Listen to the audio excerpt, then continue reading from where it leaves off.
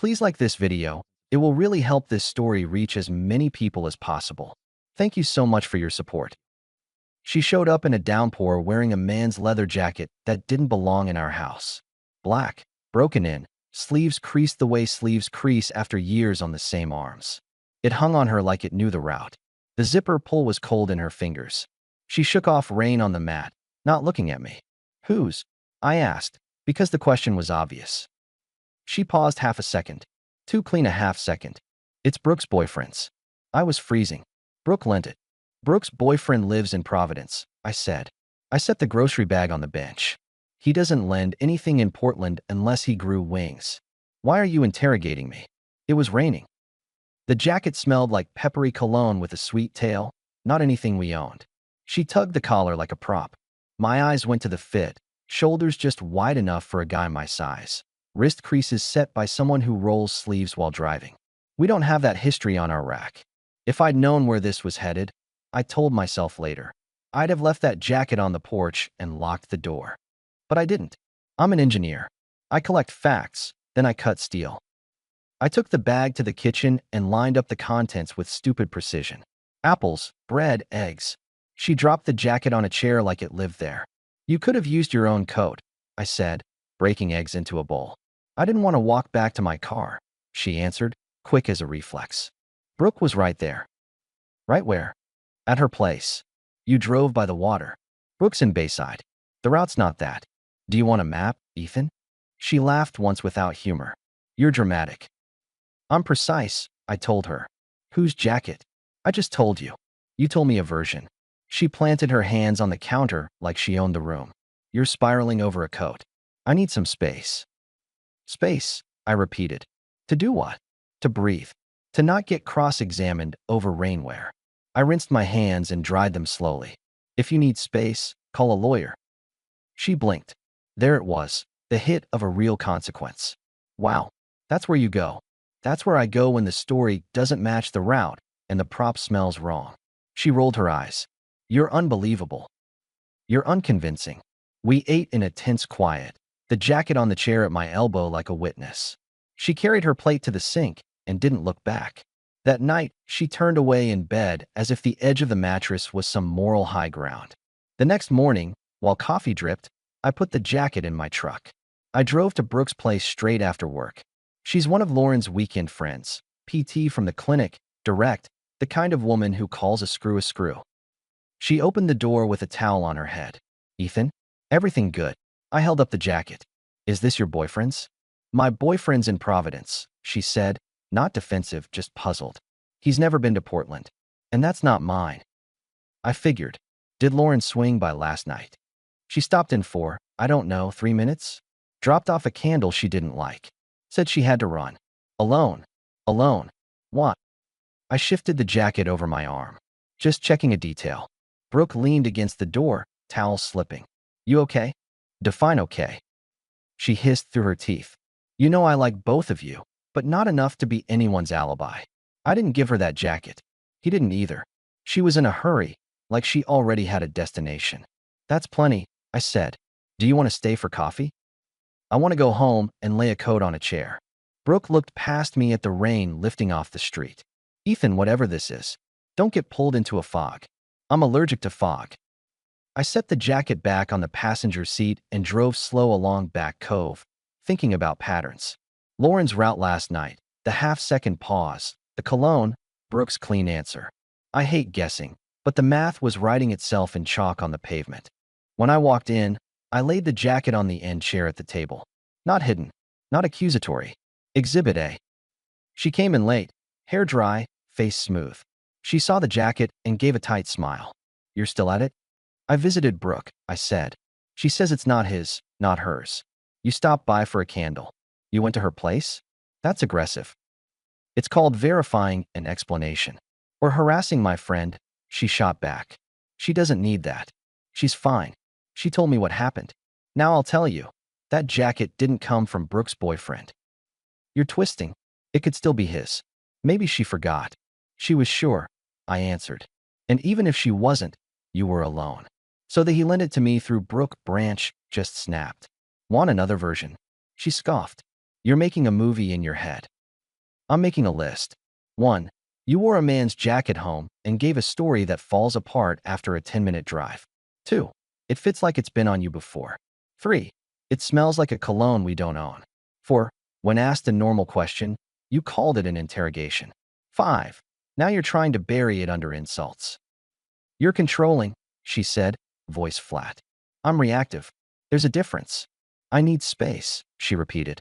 Your energy. Space is for people who respect each other. You want that? Earn it. You want distance? Call a lawyer. Her mouth thinned. You think a tough line makes you strong? It makes me clear. She walked to the jacket, lifted it with 2 fingers, then let it drop. It's a piece of leather, Ethan. It's a flag. I pushed back from the table. We're done discussing it. The facts are on the chair. She pretended indifference. But I watched her hands. They hovered near the jacket like they wanted to hide it and couldn't find a graceful move. She left the room. 10 minutes later, she returned with 2 mugs. I made tea, she announced, overbright. I have coffee. It's herbal. Helps me sleep. Enjoy. She set one in front of me anyway. I don't want us to be enemies. Then stop lying. That's harsh. That's accurate. She tried a different angle. Maybe we could schedule a weekend away. Reset. No work for you. No clinic for me. Reset after the props go in the trash, I replied. Until then, I'm not renting cabins to decorate your storyline. She took a sip and winced. It's bitter. I didn't ask for it. She drifted to the sink, put both mugs there untouched. The air went cold again. That night was quiet to the point of sterile. 2 people in a house refusing to admit where they were. When I woke up, she was already out running errands that don't show on a ledger. By midweek, we were 2 co-workers sharing a break room. Polite greetings. Separate dinners. I moved my tools and laptop into the guest room and locked the door behind me. My credit card split from the shared account. 2 taps on an app and a boundary appears. Friday night, she rolled a suitcase into the foyer. Girls' weekend by the ocean, she announced, tying her hair. Brooke and the group are going to breathe salt air. With which Brooke? I asked, leaning on the doorframe. The Brooke who forgot her boyfriend's jacket, or the one you visited alone for 3 minutes? You're seriously doing this now? She pulled on sneakers. I need this. You need truth, I answered. The ocean can't fix lies. She grabbed the suitcase handle and headed outside. I didn't follow. I don't chase. Instead, I sat on the bottom stair with my phone and thought about steps that matter. Space. She had it now. Access. That was on me. Let me pause the story for just a second. If you're still listening, please hit the like button on this video. It really helps YouTube show this story to more people. Thank you so much for the support. Now let's get back to the story. I called Sam Riker the next morning. He's a PI I know through a contractor buddy. Ex-military. Quiet voice. Expensive for people who want drama. Fair for people who want facts. You want eyes? He asked. I want timestamps, I told him. And I want them clean. He asked for her car description, friends, likely destinations. I said the words like inventory. He said he'd call me in 3 days unless something broke early. The house was still. Rain had moved off the coast, sun knocking on the deck. I changed oil in the truck, patched the loose gate hinge, set the jacket in the garage so I didn't have to look at it. At night, I slept hard, not from peace, but from decision. 2.5 days later, while I was tightening a fitting at my workbench, my phone buzzed. Sam. Sending a file, he said. You're going to want privacy. I'm in my shop. Good. Check. The photos came in a sequence with dates and times stamped neat as engineering drawings. Cape May, New Jersey. My wife in a summer dress that lives in the back of her closet. Bare left hand. Pale stripe where a ring had been living until it got evicted. A guy I didn't know, dark hair, too smooth, shirt half-buttoned for beach effect. Their bodies said everything without one forbidden word. And the clip, short, wind noisy, her voice clear. No ring, no rules, right? Then she pressed herself against him like the rule book was a punchline.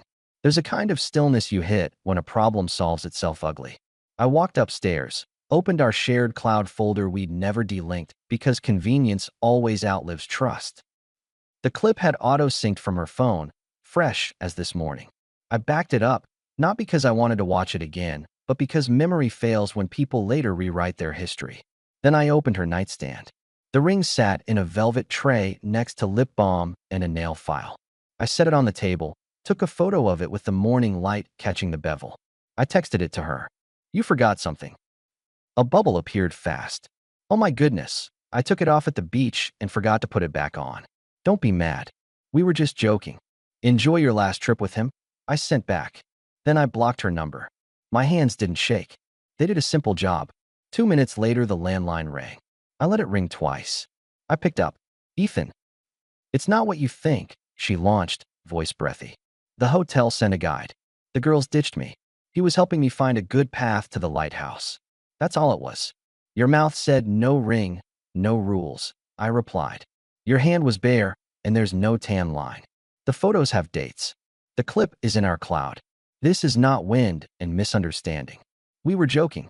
The girls put me up to it. Your ring is in your drawer, I added. That means you took it off before you left. Choices have a start date. I felt trapped, she tried. It's been suffocating. I'm lonely in that house. You're always fixing something. People who feel lonely schedule dinner. They don't stage freedom on camera. She sniffed in a way that used to move me 10 years ago. Can we please just talk when I'm home? I'll explain everything. I'm done with explanations, I said. This was a decision. I'm responding with mine. She stayed on the line, breathing. You're really going to throw us out over this? You threw respect out. I'm catching what's left and taking it with me. I can come back now. We can do therapy. Finish your weekend. I kept my tone flat. That was your last trip with him. After that, we're rearranging the house in ways you won't like. You can't just. I can't. I cut in. And I am. I hung up because I don't negotiate with people acting like tourists in a marriage. I made another call. My bank. I locked down joint access to my personal accounts. I moved my paycheck to a fresh account. I changed passwords on the utilities and set new mail forwarding to my P.O. box for anything financial. I wasn't hiding money. I was protecting it. Then I called a storage place and reserved a unit big enough to hold half a life.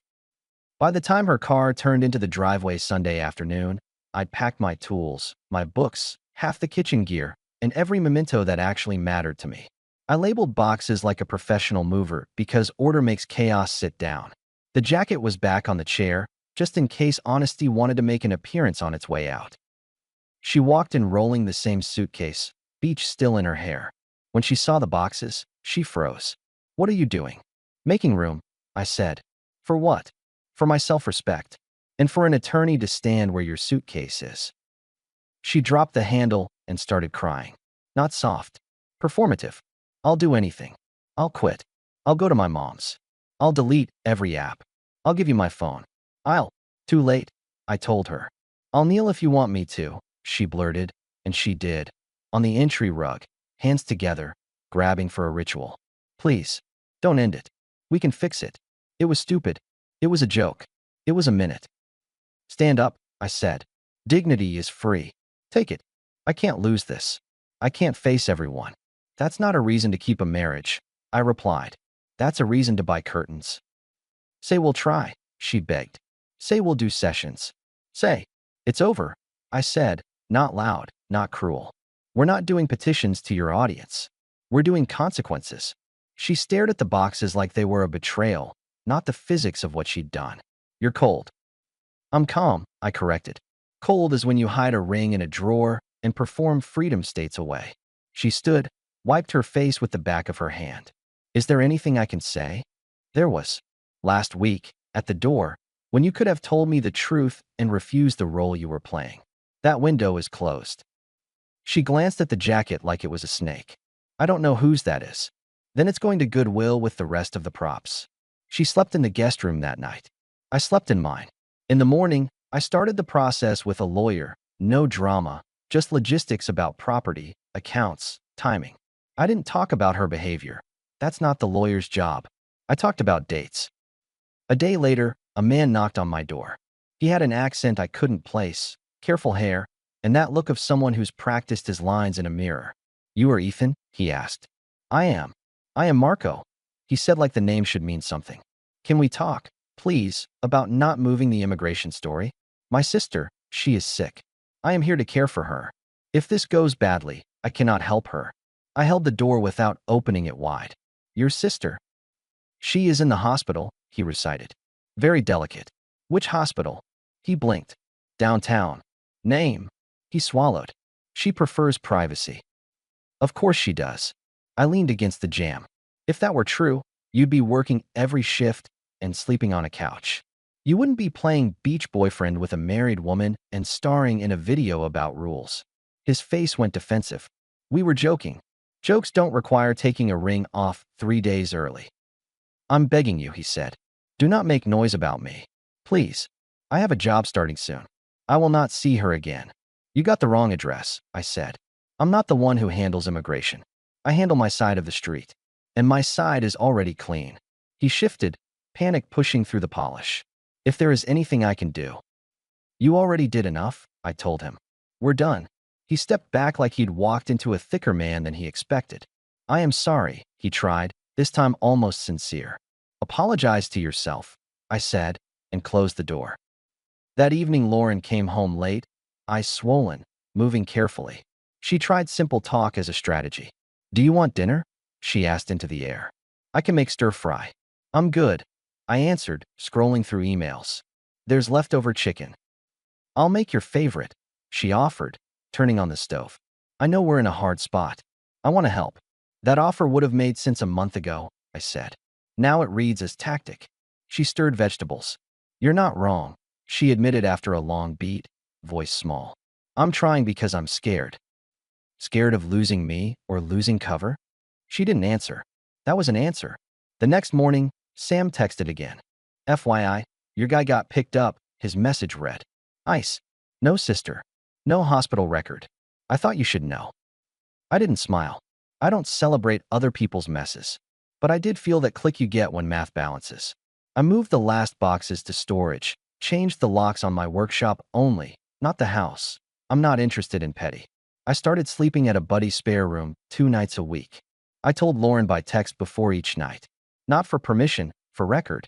2 days after Marco's visit, Lauren tried a different approach. She waited near my truck in the driveway, calm, pulled together. Can we talk on neutral ground? She asked. Grab coffee? 5 minutes. I have a meeting, I said, loading a socket set. I'll come to the shop. Just 5 minutes. Fine, I replied, because sometimes you walk onto a field to say the last words out loud. She arrived at my workplace during lunch. My coworker Nate was there, a guy who fixes machines like they insulted his mother. He kept to his half of the bench, but his ears worked fine. I want to apologize, she began, standing between me and the drill press. I disrespected you. I was selfish. I'm ashamed. You've had time to be ashamed, I said. You used it on excuses.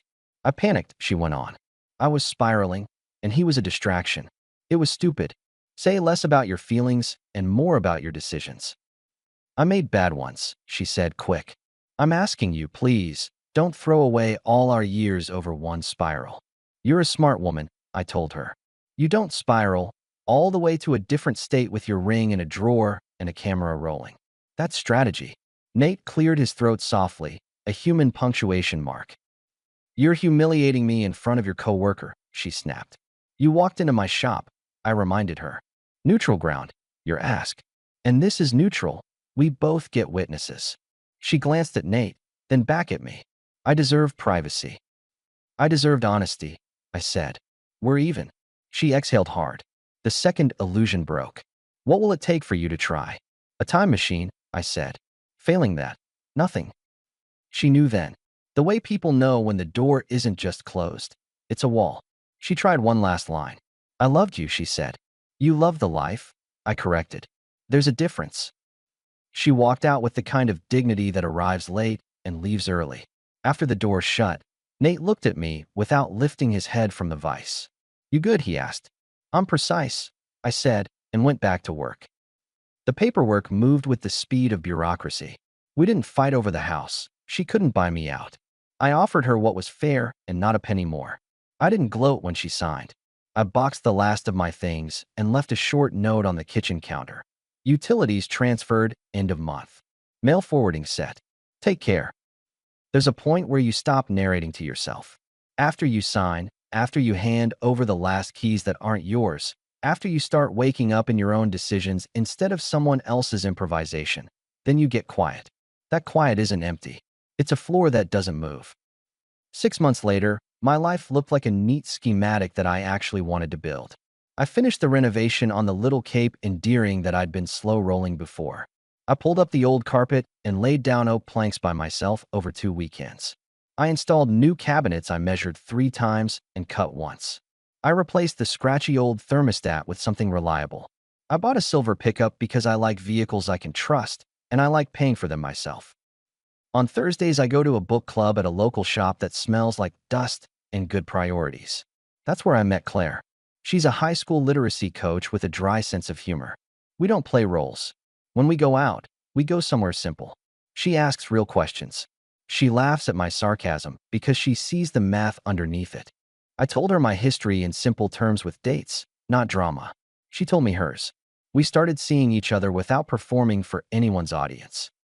One Sunday afternoon, I shot a 30-second clip on my phone in the backyard. New deck. Tools hung straight on the garage wall. Sun barely cutting through the trees. I looked into the lens and said, "Found my piece."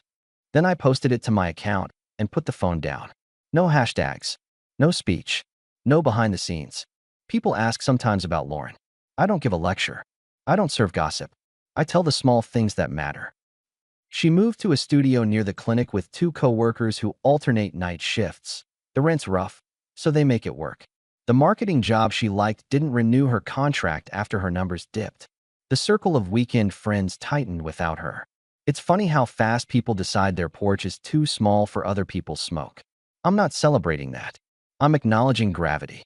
Brooke texted me once, months back. "I'm sorry you got dragged into a play," she wrote. "I didn't hold a curtain for anyone. I hope you're good." I wrote back, "I am." That was the end of it.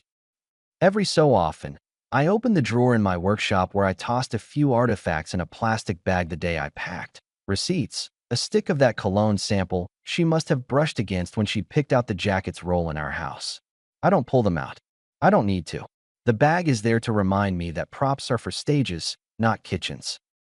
People love a clean villain and a clean victim. I don't belong to either team. I was a husband who watched respect leave the room wearing a jacket with someone else's history. I named it. I built a boundary. I enforced it without yelling. I didn't bargain with someone pretending rules are optional on vacation. I took my half of the house, my half of the plates, my truck, my name, and I left the rest to whoever still needed it. If there's any moral, it's something I tell younger guys at the shop when they ask about it with half a grin and genuine eyes. Don't beg for closeness. Watch for respect. When you see it leave, don't chase it across state lines. Pack your tools. Call who you need to call. Close your own door. Then go build something worth having. I didn't win. That's not the word. I ended a game I didn't sign up to play, and now my days look like mine. That's enough. And if you want the line I kept for last, the one I said out loud on the final day in that old house when she took off the last of what was ours and stood there as if there was still a vote to be taken, I said, "Too late. It's over." Then I carried my box to the truck, set it down, and drove to the place where I do my best work, forward. Our story has come to an end. If you've made it this far, how about subscribing to our channel? It helps us immensely. I've selected 2 other videos for you that I'm sure you'll enjoy. Feel free to click on them. I'll be waiting for you in the next story. See you soon.